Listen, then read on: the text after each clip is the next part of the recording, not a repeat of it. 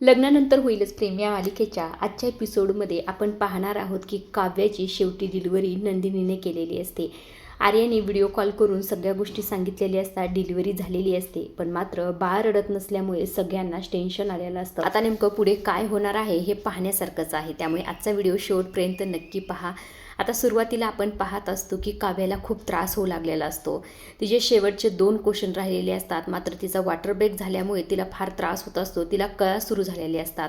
काव्या मात्र अजिबातच पेपर सोडायला तयार नसते. शेवटीचे 2 मिनिट राहिले आहेत असंही ते मॅडमने सांगितलेलं असतं. आता इकडे दुसऱ्या बाजूला जो काही पार्थ असतो जरा टेन्शनमध्ये आलेला असतो. नंदिनी आणि जीवा दोघीही त्याला धीर देण्याचं काम करत असतात. काही होणार नाही, सगळं काही ठीक होणार आहे, काव्या पूर्ण पेपर सोडवेल, काळजी करू नका असंही ते नंदिनी म्हणत असते. आता दुसऱ्या बाजूला शेवटचे 10 सेकंद उरलेले असतात.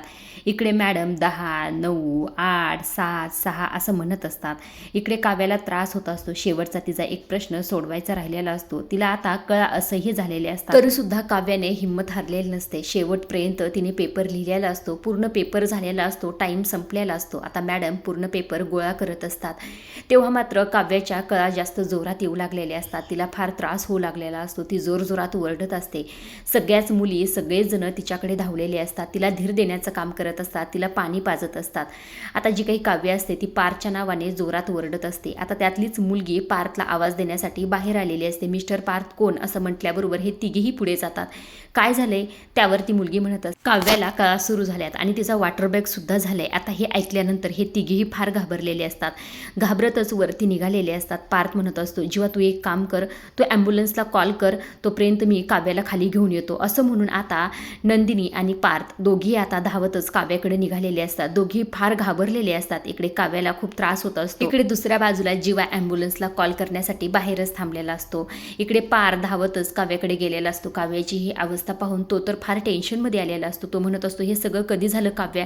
आता काव्याला तर काही बोलता येत नसतं. त्यातलीच एक मुलगी म्हणत असते, पेपर सुरू होतानाच खरं तर त्यांना कळा सुरू झाल्या होत्या, पण तरीसुद्धा त्यांनी शेवटपर्यंत पेपर लिहिला. हे ऐकल्यानंतर पार्थ म्हणत असतो, काय काव्या, हे सगळं करण्याची काय गरज होती तुम्हाला? पेपर द्यायचा ना तिथे सोडून. इकडे काव्याला मात्र आता कळा खूप जोराच्या सुरू झालेल्या असतात, त्यामुळे तिला फार त्रास होत असतो. ती जोरात ओरडत असते. नंदिनी सुद्धा आलेली असते. नंदिनी सुद्धा काव्याला धीर देण्याचं काम करत असते. इकडे जो काही पार्थ असतो तो जीवाला कॉल करत असतो, मात्र त्याचा बिजी सांगत असतो. तो म्हणत असतो, काव्या टेन्शन घेऊ नका, आत्ता ॲम्ब्युलन्स येईल. असं म्हटल्यानंतर एक मुलगी म्हणत असते, ॲम्ब्युलन्स कशी येईल, कारण की या कॉलेजसमोर तर सगळं पाणीच झालंय. असं म्हटल्यानंतर काव्याला आणखीच टेन्शन येतं. पार्थ काव्याला धीर देत असतो. इकडे जी काही नंदिनी असते ती आर्याला कॉल करते. तितक्यातच आईंचा कॉल म्हणजे माननीचा कॉल आलेला असतो. माननी म्हणत असते, काय गं, काव्याची एक्झाम झाली ना? आता नंदिनीला काय बोलावं कळत नसतं. काव्या जोरात ओरडत असते. त्याचा आवाज इकडे माननीला गेलेला असतो. नंदिनी म्हणत असते, आई मी तुम्हाला सगळं नंतर सांगते, थोडा वेळ थांबा. आता माननीला इकडे टेन्शन येणं साहजिक आहे. दुसऱ्या बाजूला जो काही जीवा असतो तो कंटिन्यू ॲम्ब्युलन्सला कॉल करत असतो, पण काही केले ॲम्ब्युलन्स इथपर्यंत पोहोचलेली नसते. ते लोक म्हणत असतात, खरं तरी ते पूर्ण ट्रॅफिक जाम झाले. जीवा म्हणत असतो, तुम्ही काही करा, हॉर्न वाजा, काही करा, पण लवकर या, कारण की माझ्या भावाच्या बायकोला लेबर पेन सुरू झालाय, जीवन मरणाचा प्रश्न, मी तुम्हाला प्लीज रिक्वेस्ट करतो लवकर ये, असं त्याचं म्हणणं सुरूच असतं. दुसऱ्या बाजूला विक्रम जे असतात ते सोनोग्राफीचे रिपोर्ट ते पाहत असतात. तितक्यातच खरं नंदिनीने व्हिडिओ कॉल केलेला असतो. आता नंदिनीने व्हिडिओ कॉल केल्यामुळे आर्या म्हणत असते, काय गं नंदिनी, व्हिडिओ कॉल का केलास? त्यावर नंदिनी म्हणत, अगं काव्याचा वॉटर ब्रेक झालाय, तिला कळा सुरू झाल्यात. असं म्हटल्यानंतर आता आर्या आणि विक्रम सुद्धा दोघेही घाबरलेले असतात. आता जी काही आर्या असते ती काव्याला धीर देत असते. ती काव्याला म्हणत असते, डीप ब्रेदिंग, काव्या काही होणार नाही, टेन्शन घेऊ नको, तू शांत हो, तू पॅनिक होऊ नको अजिबात, असंही ते आर्याचं म्हणणं सुरू असतं. आर्या म्हणत असते, तुम्ही ॲम्ब्युलन्सला कॉल केलाय का? तेव्हा पार्थ पडदिशी जीवाला कॉल करतो आणि जीवाला म्हणत असतो, काय झालं जीवा, आली का ॲम्ब्युलन्स? जीवा म्हणत असतो, नाही ना दादा, ॲम्ब्युलन्स ट्रॅफिकमध्ये अडकली, जरा वेळ लागेल. पार्थ म्हणत असतो, आपण एक काम करूया, आपल्या गाडीत घेऊन जाऊया. असं म्हटल्यानंतर जीवा म्हणत असतो, नाही रे दादा, मी ते सगळीकडे जाऊन पाहितलं तर कॉलेजच्या बाहेर पूर्ण पाणी जमा झाले, त्यामुळे आपल्याला पण जाता येणार नाही. असं म्हटल्यानंतर पार्थला इकडे टेन्शनच येतं. आता इकडे जीवा कंटिन्यू ॲम्ब्युलन्सला कॉल करत असतो. त्यांना रिक्वेस्ट करत असतो की लवकरात लवकर या. इकडे दुसऱ्या बाजूला काव्याला त्रास असह्य झालेला असतो. त्यामुळे इथे पार्थ आणि नंदिनी तिला धीर देण्याचं काम करत असतात आणि ते सुद्धा जरा टेन्शनमध्येच आलेले असतात. आता दुसऱ्या बाजूला जी काही माननी असते तिने जीवाला कॉल केलेला असतो. ती म्हणत असते, काय झालंय, मी नंदिनीला कॉल केलता तर काव्याच्या ओरडण्याचा आवाज आलाय, नेमकं काय झालंय तिकडे, सांगतोस का जीवा? जीवा म्हणत असतो, आई तू शांत हो, मी सगळं काही सांगतो. असं म्हणून आता सगळ्या झालेल्या गोष्टी आता जीवाने माननीला सांगितलेल्या असतात. तेव्हा मात्र माननीला धक्काच बसतो. आता माननी जोरातच ओरडून म्हणते, काय, काव्याचं वॉटर ब्रेक झालाय आणि तिला कळ सुद्धा सुरू झाल्यात? असं म्हटल्याबरोबर इकडे रम्या आणि वसूसुद्धा बाहेर येतात आणि त्यांनीसुद्धा हे बोलणं ऐकलेलं असतं. इकडे माननी तर फुल टेन्शनमध्ये असते. ती म्हणत असते, खरं तर डॉक्टरांनी सांगितलं होतं की काव्याची डिलिव्हरी 8व्याच महिन्यात होईल, पण रात्रीच्या गोंधळामुळे आपल्या लक्षातच नाही आलं. काव्याचा कालच 8वा महिना लागला आहे, पण तुम्ही कुठे गेलात का हॉस्पिटलमध्ये? असं म्हटल्यानंतर जीवा म्हणत असो, नाही ना, ॲम्ब्युलन्स यायला काय तयार नाही, सगळीकडे पाणी जाम झालं. हे ऐकल्यानंतर माननीचं टेन्शन आणखीनच वाढलेलं असतं. माननी म्हणत असते, फोन ठेव आणि आत्ताच्या आत्ता ॲम्ब्युलन्सचं काहीतरी बघा आणि मला सांगत राहा. असं म्हणून फोन ठेवला जातो. आता माननी टेन्शनमध्ये आलेली असते. इकडे वसू आणि रम्या दोघी धावतच माननीकडे येतात आणि म्हणत असतात, काय झालं माननी? तेव्हा माननी म्हणत असते, काव्याला खरं तर कळा सुरू झाल्यात. असं म्हटल्यानंतर आता वसू म्हणत असते, अरे देवा, हे काय झालं? इकडे वसूला जरा काळजी वाटत असते बरं का, पण रम्याला काडी मात्र फरक पडत नसतो.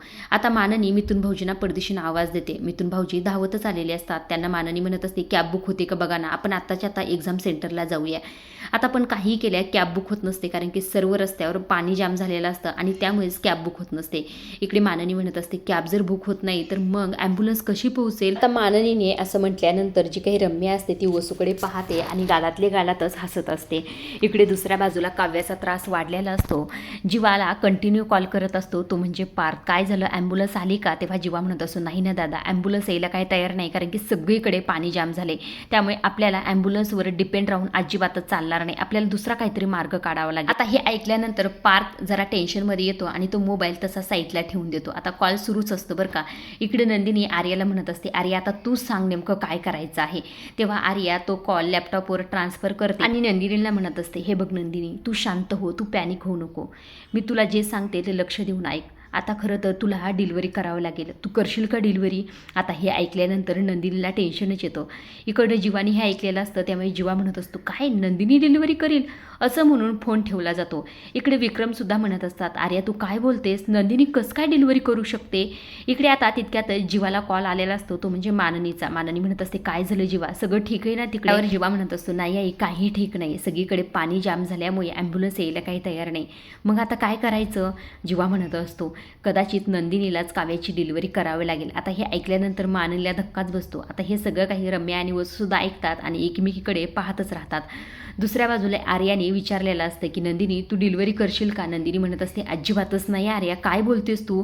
विक्रमसुद्धा म्हणत असं, अगं आर्या, ती डिलिव्हरी कसं काय करू शकते? ती काय प्रोफेशनल डॉक्टर आहे का? हे डॉक्टरांचं काम आहे. तेव्हा नंदिनी म्हणत असते, हो गा आर्या, काय बोलतेस तू?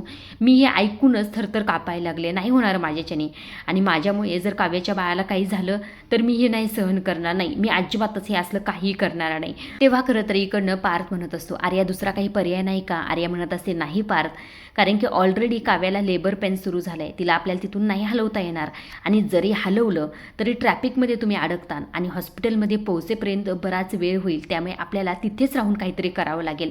असं म्हटल्यानंतर आता इकडे सगळ्यांनाच टेन्शन आलेलं असतं. इकडनं आर्या नंदिनीला म्हणत असते, हे बघ नंदिनी, आता तुला सगळं काही करावं लागेल. नंदिनी इकडे घाबरलेली असते. आर्या म्हणत असते, हे बघ नंदिनी, तू अजिबात पॅनिक होऊ नको, तू शांत हो. हे बघ, मी जसं सांगते तसं फक्त फॉलो करतो, अजिबात काही करू नको, फक्त मी जे सांगते ते तू ऐक. नंदिनी म्हणत असते, अगं आर्या, काय बोलतेस तू? मी काही प्रोफेशनल डॉक्टर आहे का? हे डॉक्टरांचं काम आहे, मी नाही करू शकत. हे ऐकूनच माझे हातपाय थरथर कापायला लागलेत. असं म्हटल्यानंतर आर्या म्हणत असते, असं काही नाही नंदिनी, गेल्या महिन्यात एका रेल्वे स्टेशनवर एका मुलाने डॉक्टरांच्या सूचनेनुसार एक डिलिव्हरी केली आणि तू करू शकत नाहीस असं तुला वाटतंय का? मी तुला सांगते ना, माझा तुझ्यावर विश्वास आहे, तू सगळं काही करू शकेल, तू काळजी करू नको. आणि हे बघ, आपल्याकडे दुसरा पर्याय आहे का? खूप उशीर होईल गं, आणि आपल्याकडे वेळसुद्धा खूप कमी आहे. असं म्हटल्यानंतर नंदिनी टेन्शनमध्ये येते. इकडे काव्याला खूप त्रास होत असतो. काव्या जोरजोरात ओरडत असते. नंदिनीला नेमकं काय करावं आणि काय बोलावं कळत नसतं. पार्थ म्हणत असतो, नंदिनी तुम्ही कसला विचार करता? मी आहे ना तुमच्यासोबत, तुम्ही काळजी करू नका, आपण सगळं काही करूया. असं म्हटल्यानंतर नंदिनी म्हणत असते, बरं ठीक आहे आर्या, मी डिलिव्हरी करायला तयार. काव्या इकडे जोरात ओरडत असते. नंदिनी म्हणत असते, काव्या, मी तुला काही होऊ देणार नाही, तू काळजी करू नको. आर्या, नेमकं पुढे काय करायचं ते सांग. आर्या म्हणत असते, सगळ्यात पहिलं तर तुम्ही काव्याला एक बेड तयार करा. असं म्हटल्यानंतर पार्थ आता बेड तयार करण्यासाठी 2 टेबल जोडणार असतो. समोर पाहतो तर काय सगळे लोक व्हिडिओ काढत असतात. पार्थला फार राग येतो. पार्थ धावत जातो आणि म्हणत असतो, तुम्हाला लाजा कशा वाटत नाहीत हे सगळं काही करताना? असं म्हणून दरवाजा लावून घेतो आणि तो टेबल तयार करत असतो. इकडे तरीसुद्धा लोक जे असतात ते व्हिडिओ काढत असतात. आता नंदिनीच्या ही गोष्ट लक्षात येते. येते. नंदिनी म्हणत असते तुम्ही एक काम करा, सगळ्यांनी छत्र्या उघडा. असं म्हणून सगळ्याच मुलींनी छत्र्या उघडलेल्या असतात आणि त्यामुळेच खरं तर बाहेरच्या लोकांना आतमधलं काही दिसत नसतं.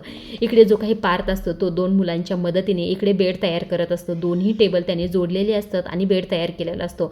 पार्थ हळूच काव्याला उचलतो आणि त्या बेडवर तिला झोपवत असतो. आता बाकी ही तयारी तर झालेली असते. पुढे नंदिनी म्हणत असते पुढे काय करायचं आर्या. त्यावर आर्या म्हणत असते हे बघ, आपल्याला डिलिव्हरी करण्यासाठी गरम पाणी, टॉवेल, कात्री आणि क्लिप्स लागणार आहेत आणि काव्याला कव्हर करण्यासाठी कपडा लागणार आहे. पार्थ म्हणत असतो कॅन्टीन कुठे. तेव्हा त्यातलीच एक मुलगी म्हणत असते 2nd फ्लोअरला.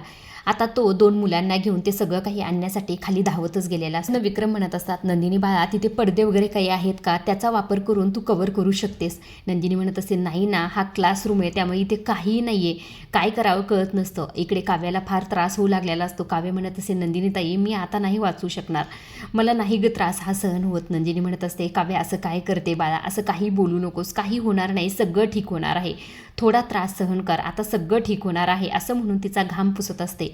तेव्हा तिच्या गोष्ट लक्षात येते की सगळ्यांच्या अंगावर ओढणे आहेत. तेव्हा ती सगळ्यांनाच म्हणते एक काम करा, सगळ्यांनीच आपापल्या ओढण्या काढा, गाठी मारून सगळ्या ओढण्याचा एक कपडा तयार करा. असं म्हटल्यानंतर सगळ्याच मुली कुठलाही विचार न करता आपल्या ओढण्या काढतात आणि कपडा तयार करत असतात.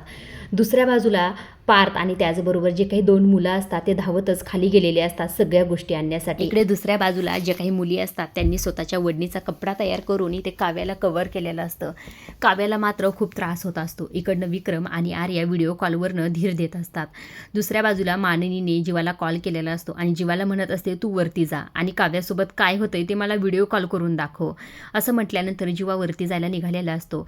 इकडे वसूसुद्धा जरा टेन्शनमध्ये असते. मात्र रम्याला काही फरक पडत नसतो. रम्या म्हणत असते ही नंदिनी आता डिलिव्हरी करणार आहे, स्वतःला काय रॅन्ची समजते का, असंही ते रम्या वसूला म्हणत असते. दुसऱ्या बाजूला आता ह्या सगळ्याच मुलांनी आणि पार्थनी सगळ्या गोष्टी जमा केलेल्या असतात आणि वरती निघालेले असतात. इकडे जी काही वसू असते ती सुद्धा देवाला प्रार्थना करत असते सगळं काही ठीक होऊ दे. तेव्हा मात्र रम्या तिला हळूच म्हणत असते आई समजा काव्याचं बाळ जगलंच नाही तर. वसू म्हणत असते काय बोलतेस तू हे सगळं काही. रम्या म्हणत असते मला तर असंच वाटतंय हे बाळ जगायलाच नको. तुला आठवतंय गुरुजी काय म्हणाले होते, त्यांना काव्याच्या हातात बाळ तर दिसलं पण ते कुणाचं हे क्लिअर केलं का त्यांनी. असं म्हटल्यानंतर इकडे वसूला टेन्शनच येतं. इकडे दुसऱ्या बाजूला सगळ्याच वस्तू घेऊन आता हे सगळेजण धावत आलेले असतात. पार्थ म्हणत असतो अरे या सगळ्या वस्तू आम्ही आणल्या आहेत, गरम पाणी, टॉवेल, क्लिप्स, कात्री सगळे आणले आहेत, पुढे काय करायचे. त्यावर आर्या म्हणत असते व्हेरी गुड, तुम्ही एक काम करा, क्लिप्स आणि कात्री दुसऱ्या मुलीकडे द्या आणि पार्थ तुम्ही आता काव्याजवळ थांबा आणि काव्याला धीर द्या. नंदिनी तू एक काम कर, तू तो टॉवेल गरम पाण्यात बुडव आणि सगळं काही क्लीन करून घे. असं म्हटल्यानंतर आता नंदिनी पडदिशीन धावत जाते आणि तो टॉवेल घेऊन आता त्या गरम पाण्यात बुडवत असते. दुसऱ्या बाजूला मात्र रम्या एवढ्यावरच थांबत नाही. रम्या वसूला म्हणत असते तर काय वाटते माहिती आई, या नंदिनीकडनं काव्याचं बाळ जाईल आणि नंतर नंदिनीला गिल्ट येईल आणि काव्याचं बाळ गेले म्हटल्यानंतर ही काव्या वेडीपिशी होईल आणि अशा वेड्यापिशा बायकोबरोबर पार किती दिवस राहणार आहे. मग काय पार्थ माझा होईल. काय बोलतेस अगं तू रम्या, असंही ते वसू म्हणत असते. रम्या म्हणत असते अगं हो, मग फायनली पार्थ आणि माझं लग्न होईल. असं म्हटल्यानंतर आता वसूला तर कळत नसतं. वसू म्हणत असते हे सगळं काही असं होईल. रम्या म्हणत असते हो अगं असंच होईल, तू एक काम कर या दोन्ही बोटापैकी एक बोट निवड. असं म्हटल्यानंतर वसू त्या बोटाकडे पाहतच असते. इकडे रम्या मात्र फार खुश असते. आता नेमकं ह्या सर्व गोष्टी कशा प्रकारे होतात हे पाहण्यासारखंच आहे. आजच्या पुरतं एवढंच. पुढील भागात आपण पाहत असतो की काव्याला जोराच्या काळात सुरू झालेले असतात. इकडे पार्थ काव्याला धीर देत असतो. व्हिडिओ कॉलवरनं आर्या सगळ्या गोष्टी सांगत असते काव्या पुश कर, काही होणार नाही, सगळं काही ठीक होणार आहे. इकडे नंदिनी जी असते ती आर्याच्या सूचनेनुसार सगळ्या गोष्टी करत असते आणि ती स्वतः काव्याची डिलिव्हरी करत असते. दुसऱ्या बाजूला माननी सुद्धा टेन्शनमध्ये असते. ती बाप्पांसमोर हात जोडून उभा असते, बाप्पांची आरती करत असते आणि सगळ्या गोष्टी ठीक होऊ दे अशी प्रार्थना करत असते. इकडे रम्या आणि वसू हे सगळं काही करण्याचं फक्त नाटक करत असतात. दुसऱ्या बाजूला फायनली काव्याची डिलिव्हरी झालेली असते आणि नंदिनीच्या हातात काव्याचं बाळ असतं. मात्र काव्या म्हणत असते पण हे बाळ रडत का नाही. आता हे ऐकल्यानंतर सगळ्यांनाच धक्का बसलेला असतो. या रम्याची भविष्यवाणी खरी होते काय असं वाटतंय. नेमकं पुढे काय होणार आहे हे पाहण्यासारखंच आहे. आजच्या पुरतं एवढंच. अशा डेली मालिकेचे अपडेट, नवीन प्रोमो जर तुम्हाला जाणून घ्यायला आवडत असतील तर आपल्या चॅनलला जरूर सबस्क्राईब करा आणि तोपर्यंत पाहत राहा. लग्नानंतर होईलच.